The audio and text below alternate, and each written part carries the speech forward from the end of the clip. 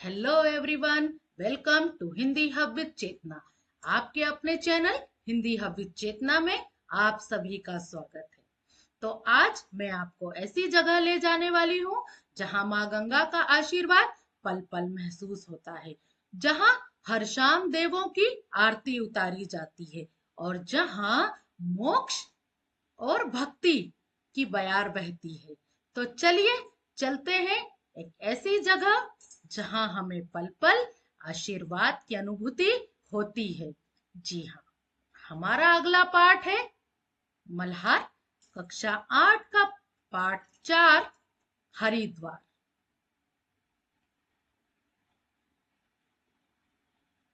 हरि और द्वार।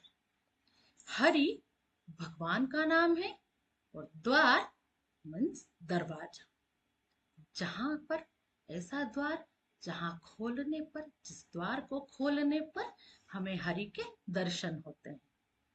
ये लिखा गया है कवि वचन सुधा में।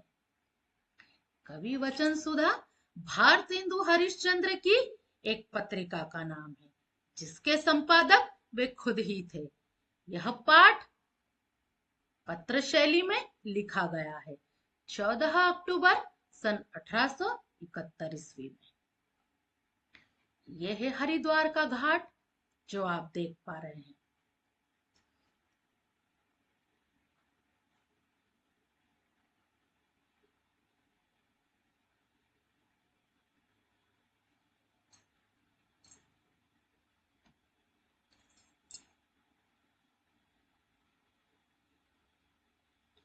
जानते हैं भारतेंदु हरिश्चंद्र के बारे में। हिंदी साहित्य के सुप्रसिद्ध रचनाकार भारतेंदु हरिश्चंद्र अपनी यात्राओं के लिए चर्चित रहे हैं। जो हिंदी साहित्य के प्रसिद्ध रचनाकार थे भारतेंदु हरिश्चंद्र, इनका नाम था हरिश्चंद्र, लेकिन इन्हें उपाधि दी गई थी भारतेंदु की।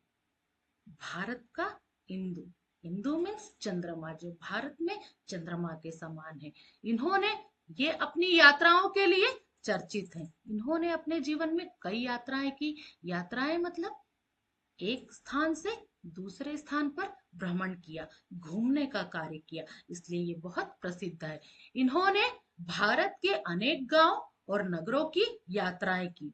उनके विषय में पत्र पत्रिकाओं में भी लिखा है। जो यात्राएं इन्होंने की थी उसके विषय में इन्होंने पत्र पत्रिकाओं में लिखा है।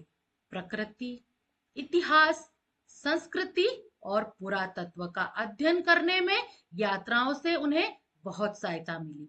इन्होंने अपनी जो पत्र पत्रिकाएं थी, उन्होंने सबसे ज्यादा उसमें प्रकृति के बारे में लिखा है, जो हमारी प्रकृति है। हमारा जो इतिहास है, हमारे भारत का, हमारे हिंदी साहित्य का जो इतिहास है वो इन्होंने लिखा। हमारे भारत की जो संस्कृति है,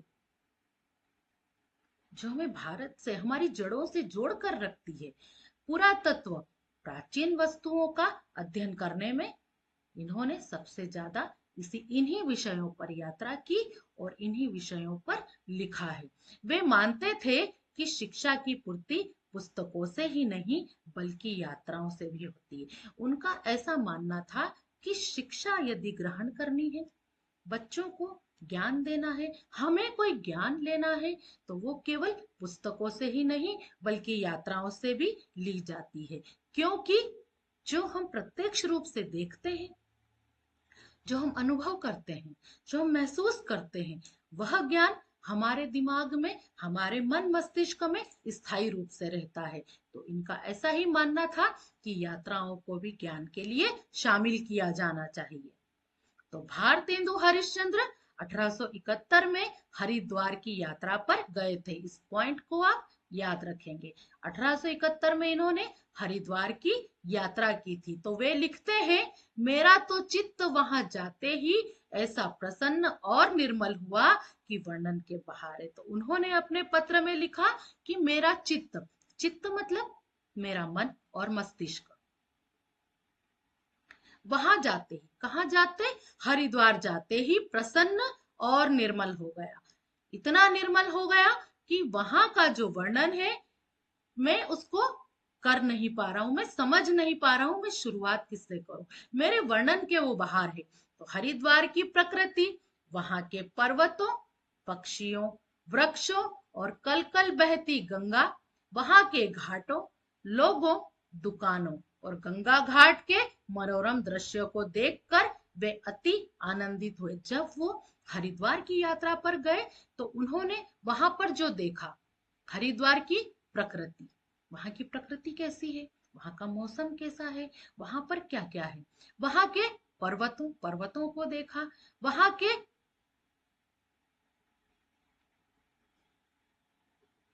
पक्षियों को देखा, वृक्षों को देखा और कल कल कह करती गंगा को देखा, वहां के घाटों, जो घाट है वहां पर, वहां के लोगों को देखा, दुकानें देखी और गंगा तट के मनोरम दृश्यों को देखा। इतनी चीजें देखकर जो उन्होंने अनुभव किया, गंगा तट के मनोरम दृश्यों को देखकर वे बहुत ही आनंदित हुए।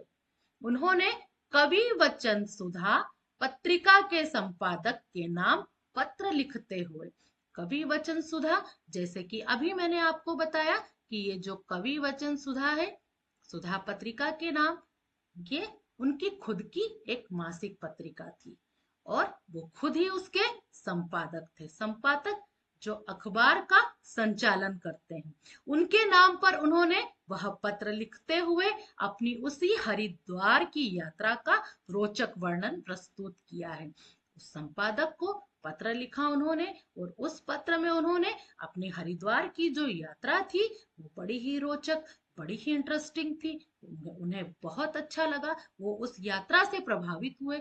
उन्होंने हरिद्वार में जो देखा वो वर्णनातीत था, तो वही उन्होंने उस पत्र में लिखा है।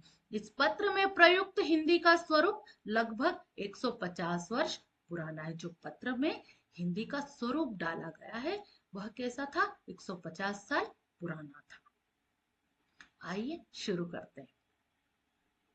श्रीमान कवि वचन सुधा संपादक, महामहिम मित्रवरेश। यहाँ पर कवि वचन सुधा के संपादक को उन्होंने संबोधित किया है श्रीमान से। सम्मान सूचक शब्दों का प्रयोग हम पत्रों में करते हैं, यह हम हमारे पिछले वीडियो में पढ़ चुके हैं। तो श्रीमान कवि वचन सुधा संपादक, महामहिम, महामहिम का मतलब है अत्यंत सम्माननीय, मित्र के समान, मित्र वरेश। मुझे हरिद्वार का समाचार लिखने में बड़ा आनंद होता है।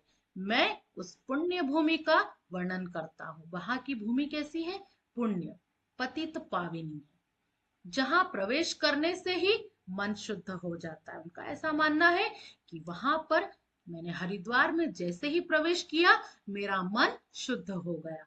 यह भूमि तीन और सुंदर हरे भरे पर्वतों से घिरी हुई है। यह भूमि कैसी है, तीनों ओर से हरे भरे पर्वतों से घिरी हुई है, जिन पर्वतों पर अनेक प्रकार की वल्ली, वल्ली मतलब हरी हरी पेड़ की लताएं, हरी भरी सज्जनों के शुभ मनोरथों की भांति फैलकर लहलहा रही है।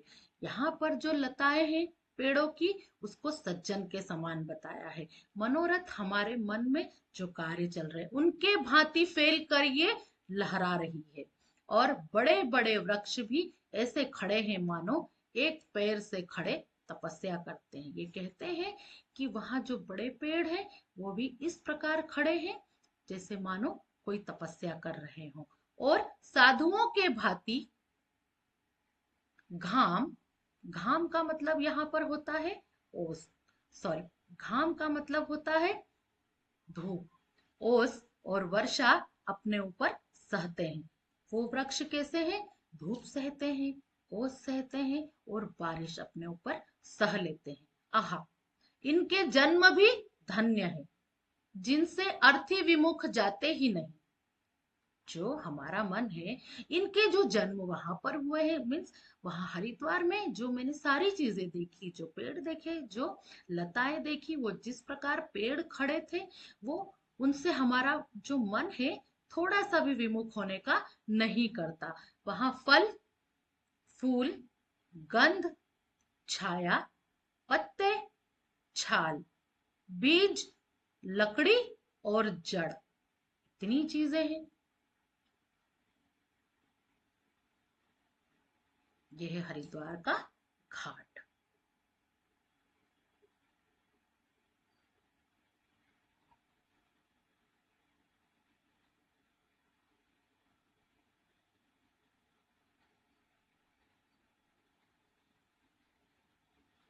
यहाँ तक कि जले पर भी कोयले और राख से लोगों का मनोरथ पूर्ण करते हैं। वो कह रहे हैं कि मैंने वहां पर पेड़ देखे, पौधे देखे, पत्ते देखे, छाल देखी, सारी चीजें देखी, वो तो सब कहीं ना कहीं काम भी आती है, परंतु यहाँ तक कि कोयले और राख से लोगों को मनोरथ पूर्ण करते देखा है। कोयला और राख, वहां का कोयला भी और वहां की राख भी उतने ही काम के हैं, उतने ही पवित्र हैं जितने की ऊपर की चीजें जो मैंने अभी आपको बताई।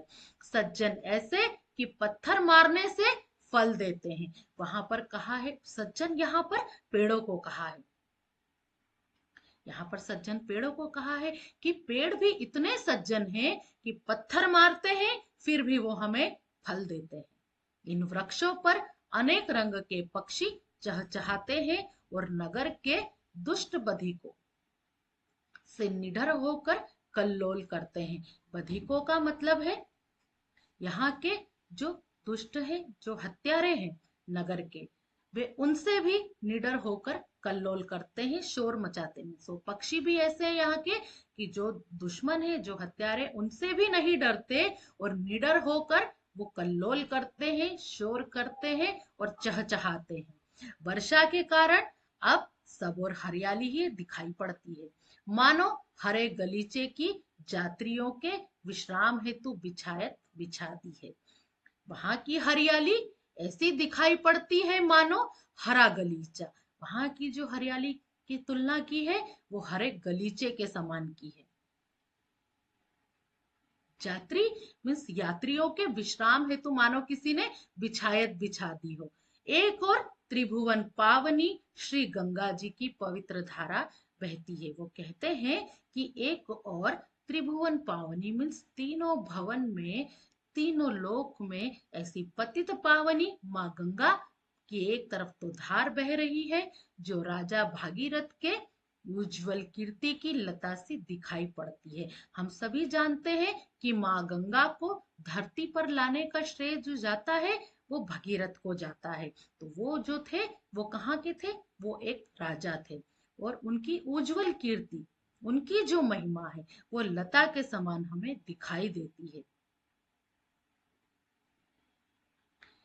जल यहाँ का अत्यंत शीतल है। जो माँ गंगा का जल है वो अत्यंत ही, बहुत ही शीतल है, ठंडा है और मिष्ट भी है। मिष्ट का मतलब होता है मीठा, मिश्री के समान ठंडा और मीठा है। वैसे ही मानो चीनी के पने को बर्फ में जमाया है। यहाँ पर कहा गया है कि माँ गंगा का जो जल है वो ठीक उसी प्रकार है जैसे चीनी के, जैसे किसी शरबत को हमने पने में डाल दिया हो, चीनी में डाल दिया हो और उसे बर्फ के समान जमा लिया हो। रंग जल का स्वच्छ और श्वेत है। वहां का जो जल है, जो माँ गंगा का जल है, वो एकदम स्वच्छ और श्वेत है, साफ है और एकदम सफेद है। अनेक प्रकार के जल जंतु किल्लोल करते हुए यहाँ श्री गंगा जी का अपना नाम नदी सत्य करती है। यहाँ पर वो कह रहे हैं कि माँ गंगा का जो जल है एकदम श्वेत है, स्वच्छ है और अनेक प्रकार के जंतु, जल जंतु उसमें किल्लोल करते हैं, उसमें शोर करते हैं। यहाँ श्री गंगा जी अपना नाम नदी सत्य करती। यहाँ पर एक तरफ गंगा जी का जो नाम है उन्हें श्री कहा गया है, श्री माँ लक्ष्मी का भी नाम है, तो ये जो नाम है श्री अपने नाम को सार्थक करती है।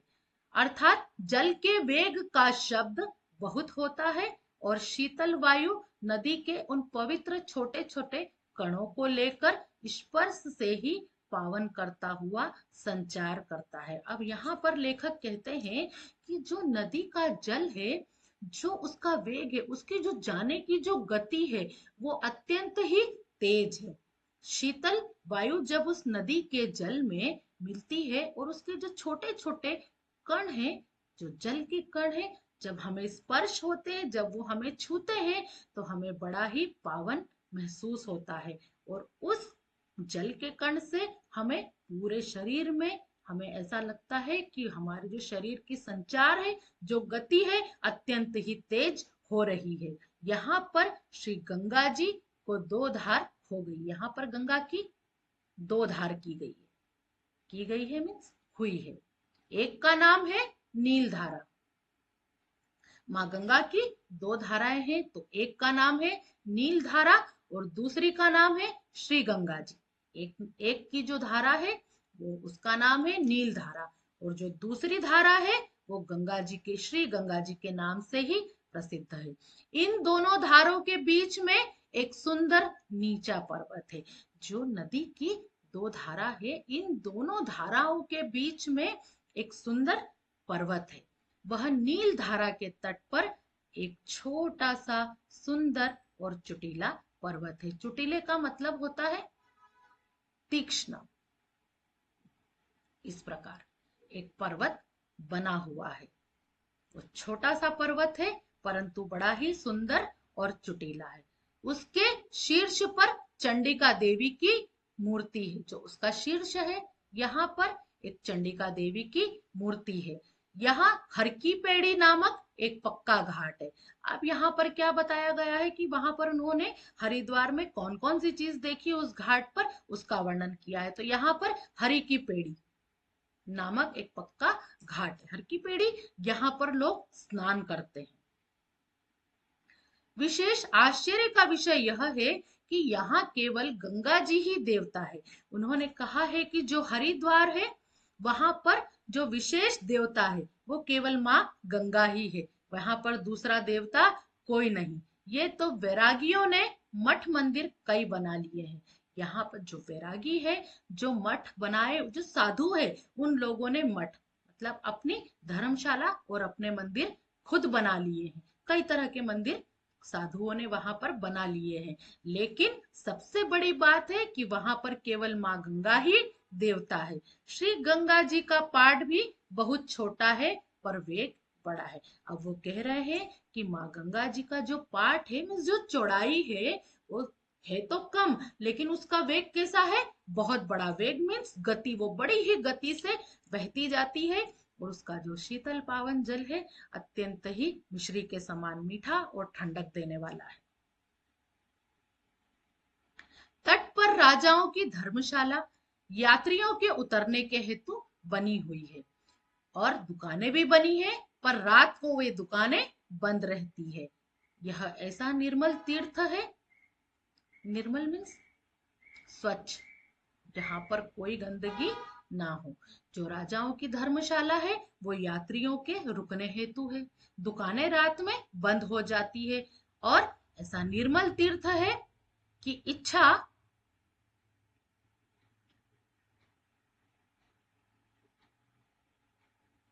क्रोध की खानी जो मनुष्य से है वहां रहते ही नहीं। मीन्स वहां ऐसा निर्मल पावन तीर्थ है कि वहां पर मैंने किसी भी व्यक्ति को क्रोध करते नहीं देखा। सारे शांत हैं। यहाँ पर मनुष्य का वर्णन किया गया है। पंडे, दुकानदार इत्यादि कनखल व ज्वालापुर से आते। वहां के जो पंडे हैं, जिनकी दुकानें हैं, कनखल एक स्थान का नाम है, वो कहाँ से आते हैं, ज्वालापुर से और कनखल से आते हैं। पंडे भी यहाँ, पंडे मीन्स पंडित, पंडे भी यहाँ विलक्षण संतोषी है। विलक्षण संतोषी का अर्थ है कि सबसे अलग, सबसे प्रमुख ऐसे व्यक्ति हैं जिन्हें हर बात में संतोष, सेटिस्फैक्शन हो जाता है।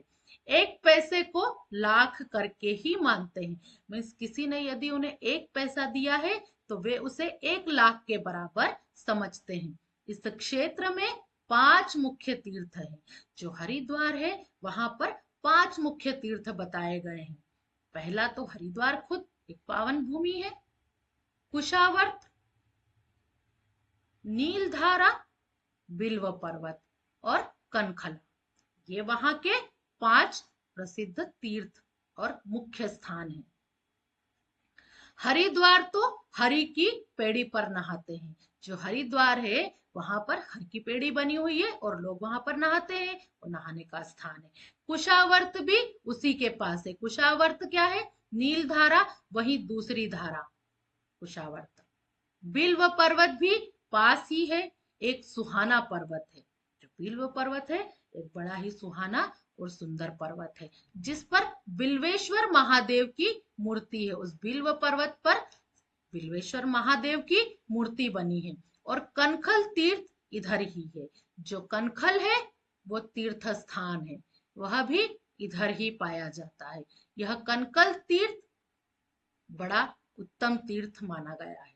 जो कनखल तीर्थ है बड़ा ही उत्तम माना गया है। यदि काल में दक्ष ने यही यज्ञ किया था, किसी काल में मतलब किसी समय में जो राजा दक्ष थे उन्होंने यहीं पर यज्ञ किया था। कहां पर यज्ञ किया था? उन्होंने कनखल में यज्ञ किया था। और यही सती ने शिव जी का अपमान न सहकर अपना शरीर भस्म कर दिया था।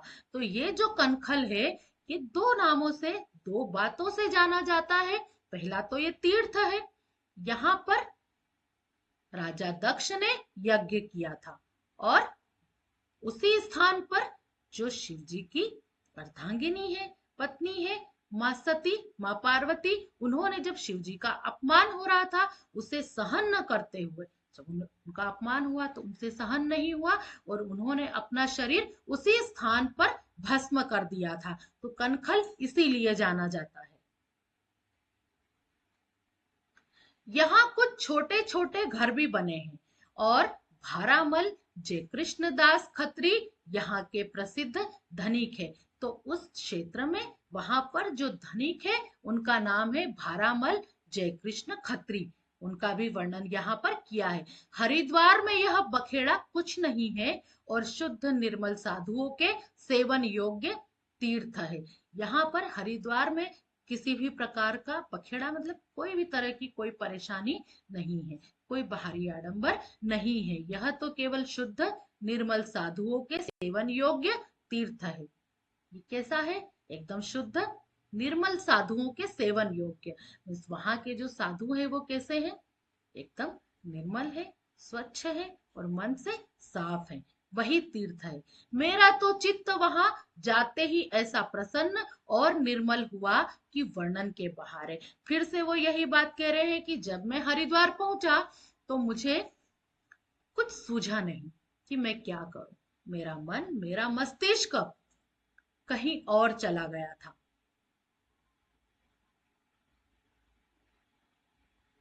मैं दीवान कृपाराम के घर के ऊपर के बंगले पर टिका था।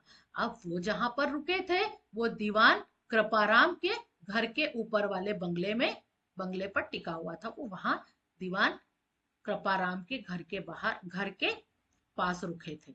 यह स्थान भी उस क्षेत्र में टिकने योग्य है। टिकना मतलब ये रुकने योग्य है। चारों ओर से शीतल पवन आती है।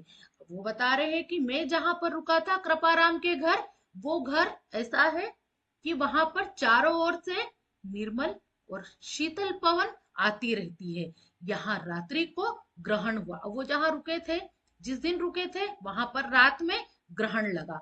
हम लोगों ने ग्रहण में बड़े आनंद पूर्वक स्नान किया। फिर वो कहते हैं कि जैसे हमारा जो ग्रहण था वो खत्म हुआ और हमने वहां पर बड़े ही आनंद से स्नान किया और दिन में श्री भागवत का पारायण किया। जो पारायण है ये किसी ग्रंथ का, पुराण का जो हम पाठ पढ़ते हैं उसी को पारायण कहा जाता है। तो उन्होंने भागवत का पारायण किया, पाठ किया। वैसे ही मेरे संग कल्लू जी, मेरे जो मित्र थे, परम आनंदी थे। तो उनके यहाँ उन्होंने मित्र का भी वर्णन किया है कि मेरे जो मित्र थे कल्लू जी परम आनंदी थे, बहुत ही अच्छे नेचर के थे वो। निदान इस उत्तम क्षेत्र में जितना समय बीता बड़े आनंद से बीता। निदान मतलब अंततः, परिणाम स्वरूप उस क्षेत्र में मेरा जितना भी समय बीता वो बड़े आनंद से बीता। उन्हें बड़ा मजा आया। एक दिन मैंने श्री गंगा जी के तट पर रसोई करके, अब एक दिन उनका मन हुआ कि वहां पर वो खाना बनाए। रसोई करके मतलब खाना बनाना। तो उन्होंने श्री गंगा जी के तट पर रसोई करके पत्थर ही पर के जल अत्यंत निकट परोसकर भोजन किया। तो वहां पर गंगा जी के तट पर उन्होंने रसोई की मतलब खाना बनाया, और पत्थर ही पर जल के अत्यंत, पत्थर पर ही, वहां जल के जो अत्यंत निकट था वहां पर वो बैठ गए और उन्होंने भोजन परोसकर भोजन किया। जल के छलके पास ही ठंडे ठंडे आते थे। जल के छलके, छलके मतलब जल के छींटे पास ही ठंडे ठंडे लग रहे थे उन्हें।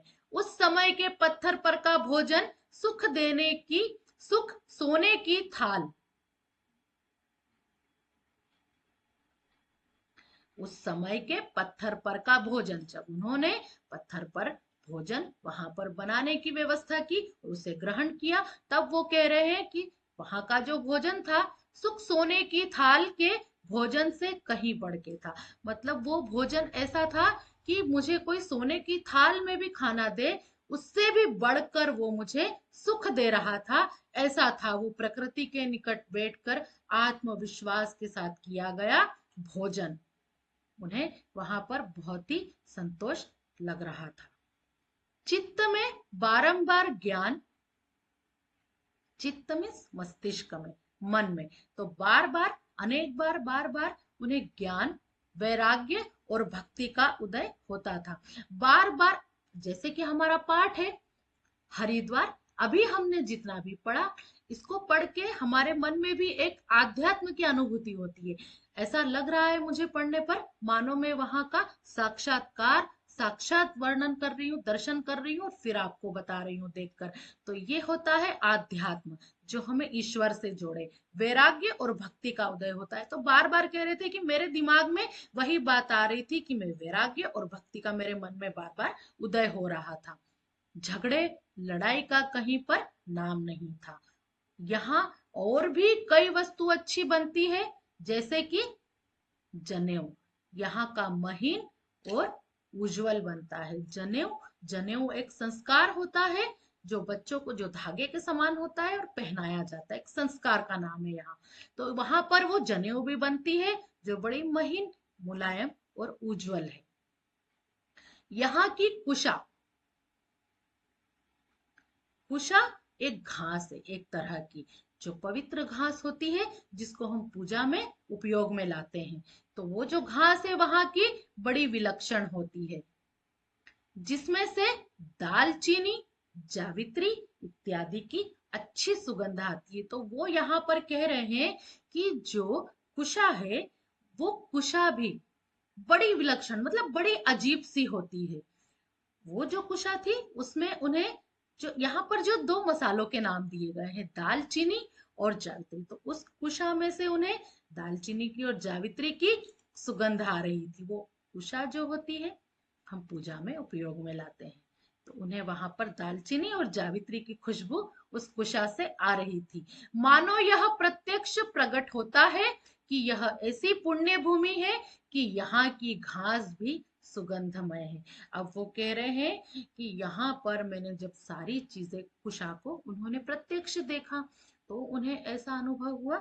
फिर से उन्होंने कहा कि ये ऐसी पुण्य भूमि है, ऐसी पतित पाविनी है कि यहाँ की जो घास है वो भी सुगंध दे रही है। निदान अंततः परिणाम स्वरूप यहाँ जो कुछ है अपूर्व है, अपूर्व है, जो पहले नहीं देखा गया हो, अनुपम है और बड़ा ही सुंदर दृश्य है। जो वो देख रहे हैं वो ऐसा है जो उन्होंने पहले कहीं नहीं देखा हो, अपूर्व है, अनुपम, अनुपम बताया गया है। यह भूमि साक्षात विरागमय साधुओं और विरक्तों के सेवन के योग्य, ऐसे साधु जिन्होंने विराग लिया, वैराग्य लिया है, विरक्त है, जो अपने सांसारिक दुनिया से, अपने संसार की दुनिया से, मोह माया की दुनिया से जो लोग अलग हैं, वो ऐसे साधु है वहां पर। और वहां की जो भूमि है इन साधुओं के सेवन करने योग्य, जो सारी चीजें हैं इतनी अपूर्व है, अनुपम है। वहां के जो साधु हैं सांसारिक जीवन से उन्होंने विरक्त ले लिया है, अलग हो चुके हैं, ऐसे वहां के साधु हैं। और संपादक महाशय, अब फिर वो कहते हैं, संपादक महाशय, मैं चित्त से तो अब तक वही निवास कर रहा हूं। मतलब मेरे मन मस्तिष्क में अभी भी हरिद्वार की बातें चल रही है और अपने वर्णन द्वारा आपके पाठकों को इस पुण्य भूमि का वृत्तांत विदित करके फिर उन्होंने कहा है, संपादक महोदय को फिर से उन्होंने कहा कि मैं जो हूँ, मेरा चित्त जो है अभी भी वहीं पर है। मैं अपने वर्णन द्वारा आपके पाठकों को, मीन्स जो इस पत्रिका को पढ़ते हैं, को इस पुण्य भूमि का वृत्तांत, जो मैंने देखा इस पुण्य भूमि में, जो मैंने महसूस किया, वो सारा का सारा वृत्तांत मैं आपको विदित कर रहा हूँ, मीन्स आपको मैं बता रहा हूँ। कैसे बता रहे हैं? मौनावलंबन, मीन्स अब मैं मेरी बात को मौन रखकर बता रहा हूं।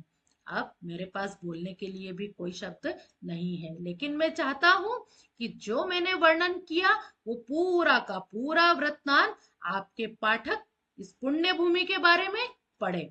निश्चय है कि आप इस पत्र को स्थान दान दीजिएगा। अब वो कह रहे हैं कि मैं पूरी तरह से श्योर हूं कि आप मेरे इस पत्र को अपने पत्र में स्थान दान, मीन्स छपने का स्थान दीजिएगा, ऐसी उन्होंने उनसे विनती की।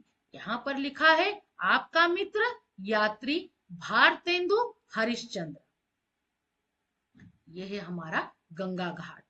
ये पढ़ा अभी हमने पाठ और उसका सारांश।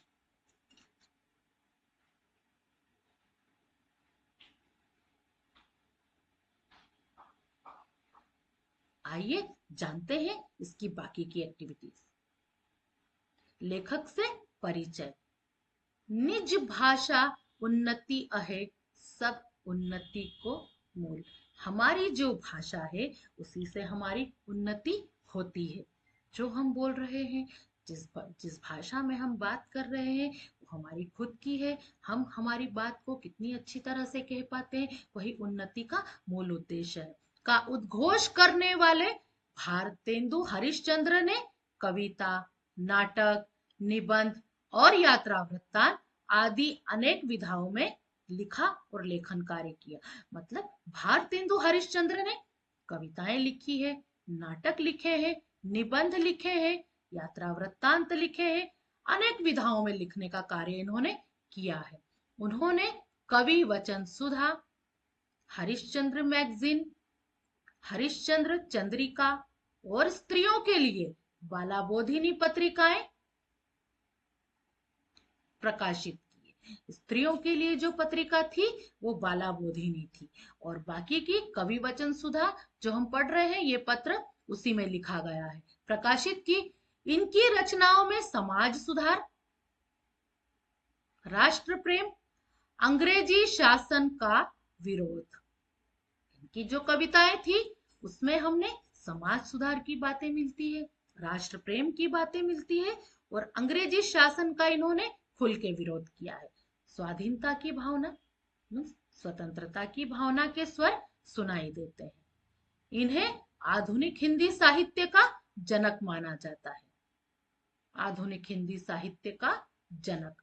सत्य हरिश्चंद्र, भारत दूरदर्शा, अंधेर नगरी, सरयू पार की यात्रा इनकी उल्लेखनीय कृतियां हैं, उल्लेखनीय रचनाएं हैं।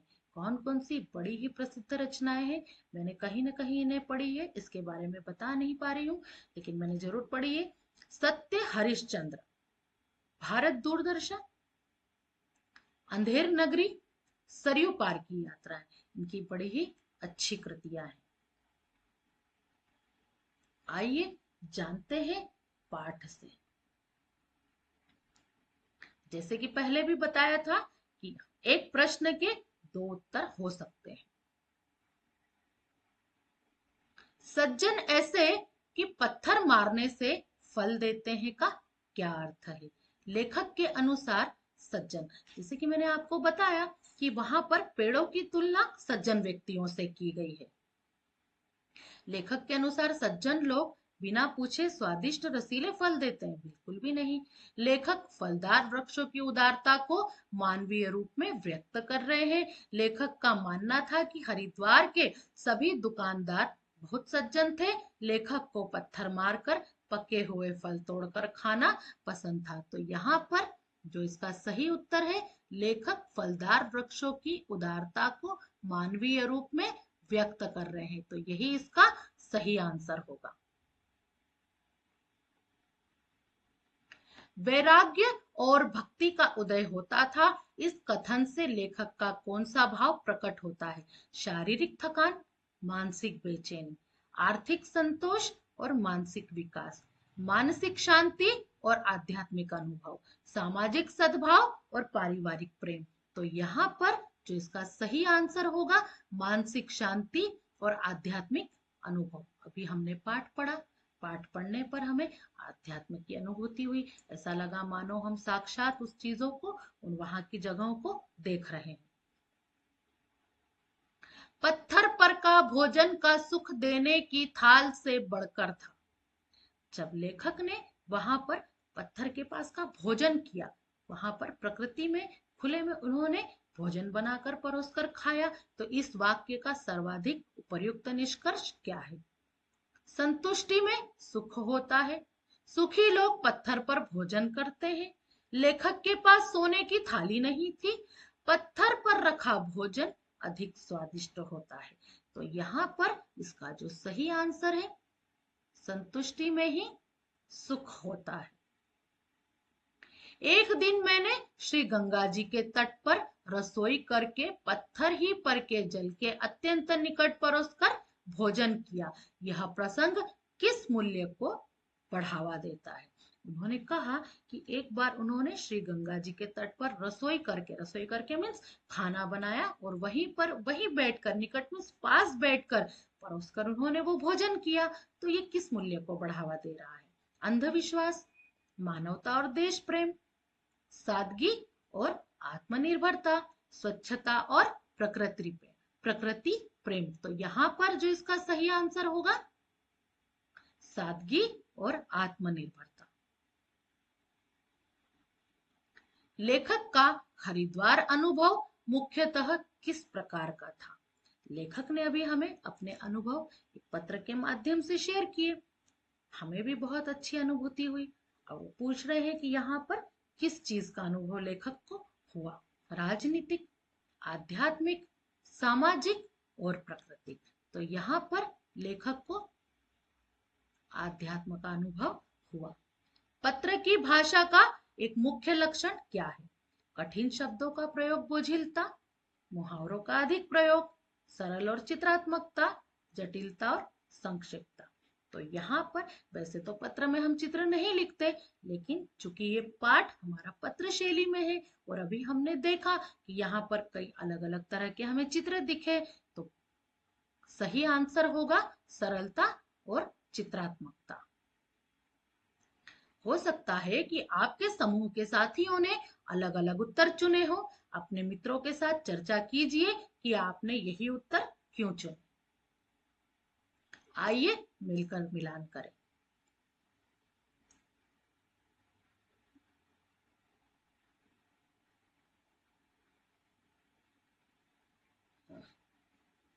हरिद्वार,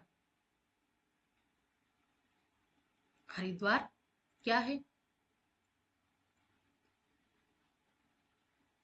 यह भारत के उत्तराखंड राज्य में स्थित एक प्रसिद्ध तीर्थ स्थान है। यहाँ से गंगा पहाड़ों से निकलकर मैदानों में आती है। तो हम इसको इस प्रकार मैच करेंगे। ये इसका सही आंसर है। गंगा, गंगा के बारे में पूछा है, तो गंगा कौन थी, क्या है, यहाँ पर क्या वर्णन किया गया है? तो गंगा जो है भारतवर्ष की एक प्रधान नदी है, जो हिमालय से निकलकर लगभग 1560 मील पूर्व की ओर बहकर बंगाल की खाड़ी में गिरती है। इसके अनेक नाम हैं, जिसे भागीरथी, त्रिपथगा, अलकनंदा, मंदाकिनी और सुरनदी। तो यहाँ पर जो गंगा है, यहाँ पर हम इसको मैच करेंगे। भगीरथ, भगीरथ जानते हैं इसका सही आंसर? ये अयोध्या के प्रसिद्ध सूर्यवंशी राजा थे। कहा जाता है कि घोर तपस्या करके गंगा को पृथ्वी पर लाए थे, इसलिए गंगा का एक नाम भगीरथ भी है। तो इसका सही आंसर होगा चंडिका। मान्यताओं के अनुसार दुर्गा का एक रूप है। भागवत, भागवत के बारे में जानते हैं। यह 18 पुराणों में से एक सर्वप्रसिद्ध पुराण है। इसमें अधिकांश भगवान श्री कृष्ण के बारे में बताया गया है। और दालचीनी, जो अभी हमने पढ़ा, दालचीनी पढ़ा, जावित्री का भी नाम आया था, तो ये क्या है, एक पेड़ का नाम है। यह दक्षिण भारत में बहुतायत से मिलता है। इस पेड़ की सुगंधित छाल दवा और मसाले बनाने के काम आती है। इसे दारचीनी भी कहते हैं। तो ये था हमारा मिलकर मिलान करें। अब मिलकर चयन करें। पाठ से चुनकर कुछ शब्द दिए गए हैं। प्रत्येक वाक्य के सामने दो दो निष्कर्ष दिए गए हैं, एक सही एक भ्रामक। अपने समूह में इन पर विचार कीजिए और उपयुक्त निष्कर्ष पर चिन्ह लगाइए। चलिए जानते हैं। पर्वतों पर अनेक प्रकार की वल्ली में लताएं हरी भरी सज्जनों के शुभ मनोरथों की भांति फैलकर लहरा रही थी। तो यहाँ पर ये इसका आंसर सही होगा। सज्जनों की शुभ इच्छाएं लताओं के समान फैल जाती है। बड़े बड़े वृक्ष भी ऐसे खड़े हैं मानो एक पेड़ से खड़े तपस्या करते हैं और साधुओं के भांति घाम, ओस और वर्षा अपने ऊपर सहते हैं। तो यहाँ पर वृक्षों की स्थिति साधुओं जैसी है, जो हर मौसम को सहने के लिए विवश है। वृक्षों की स्थिति साधुओं जैसी है, जो हर मौसम को सहते हुए तपस्या करते हैं।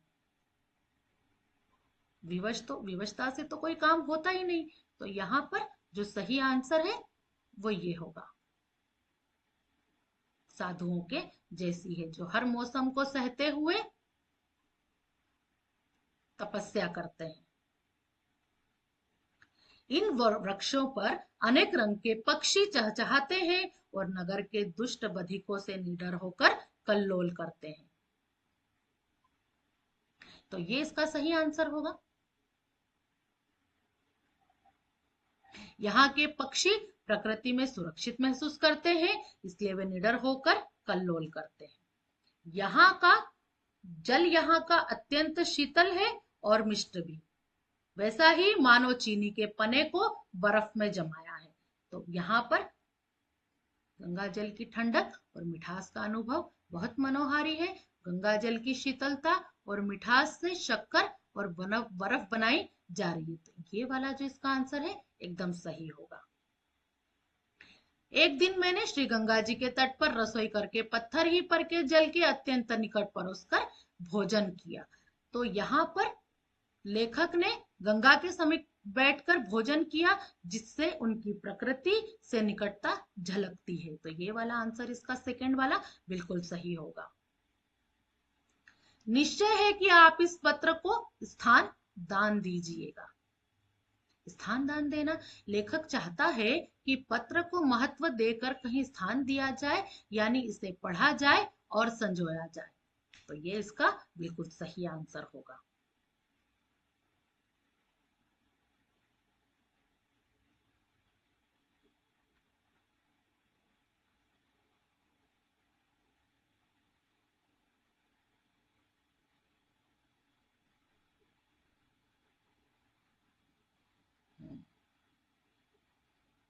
ठीक,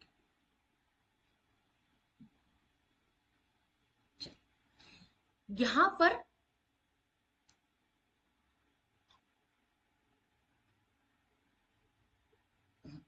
आप जानते हैं कि अब थोड़ा सा हम इसमें ग्रामर पढ़ते हैं। आप जानते हैं कि एक वचन संज्ञा शब्दों के साथ हे का प्रयोग होता है और बहुवचन संज्ञा शब्दों के साथ हे का प्रयोग होता है। एक छोटा सा माइनर सा दोनों में अंतर है। सोचिए, गंगा शब्द एक वचन है, फिर भी इसके साथ है मीन्स अनुस्वार वाला जो है, ये देखिए एक है और एक है। यहाँ पर कहा है कि ये जो अनुस्वार वाला है वो हम बहुवचन में यूज करते हैं, और ये वाला जो है जहां पर अनुस्वार नहीं है वो हम एक वचन में लिखते हैं। तो यहां पर लेखक कह रहा है कि जो गंगा है, गंगा के लिए हमने किस शब्द का प्रयोग किया है का प्रयोग किया है। क्यों किया है? ये तो बहुवचन में होगा, लेकिन गंगा तो एक ही है, तो ऐसा क्यों? ऐसा इसलिए कहा गया है, बहुवचन के रूप में प्रयोग किया है, क्योंकि हम इसे आदरार्थ, आदर मीन्स किसी भी व्यक्ति को जब हम आदर देते हैं, सम्मान देते हैं, तब हम बहुवचन के है का प्रयोग करते हैं। इसके लिए एक वचन संज्ञा शब्दों को भी बहुवचन के रूप में प्रयोग करते हैं। और इस जैसे उदाहरण के लिए, मेरे पिताजी सो रहे हैं। मेरे पिताजी सो रहे हैं। अरे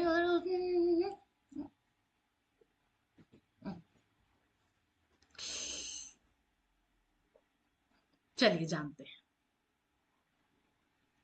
अब हम देखते हैं यहाँ पर दोनों है में से किसका प्रयोग किया है। प्रधान आचार्य जी विद्यालय में नहीं है, वे अभी सभा में उपस्थित हैं। हमने आदरार्थ बहुवचन है का प्रयोग किया है। माता पिता हमारे जीवन के मार्गदर्शक होते हैं, हमें उनका कहना मानना चाहिए। मेरी बहन बाजार जा रही है, सिंगुलर में। बाहर फेरी वाला है, उसे बुला लीजिए।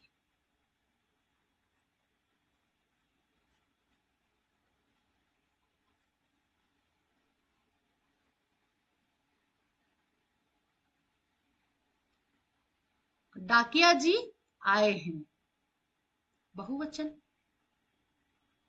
आप तो बहुत दिन बाद आए हैं, आपका स्वागत है। डॉक्टर साहब बहुत विद्वान हैं, फिर अनुस्वार वाला, उनसे परामर्श लेना चाहिए। आपके माता पिता कहाँ रहते हैं? क्या मैं उनसे उनसे मिल सकता हूं? ये हमारे हिंदी के अध्यापक हैं, हम उनसे बहुत कुछ सीखते हैं। बंदर पेड़ पर उछल कूद कर रहा है, क्योंकि यहाँ पर सिंगुलर है। तो ये था हमारा आज का हरिद्वार पाठ।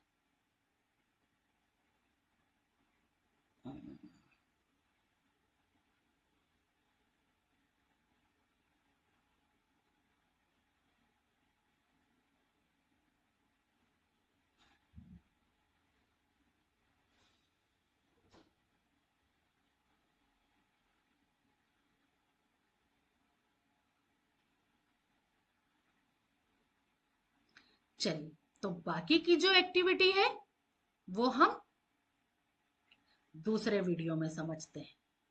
ऐसी उम्मीद करती हूँ कि आपको आज का पाठ बहुत अच्छा लगा होगा, सारी चीजें अच्छे से समझ में आई होगी। आपको क्या समझ में आया? सारी चीजें समझ में आई है तो आप मुझे कमेंट्स कीजिए, और मैं कोशिश करती हूँ आपके सभी सवालों का जवाब दे सकूं। तो तब तक के लिए मिलते हैं अगले वीडियो में, और देखते रहिए Hindi hub with Chetna. Good day.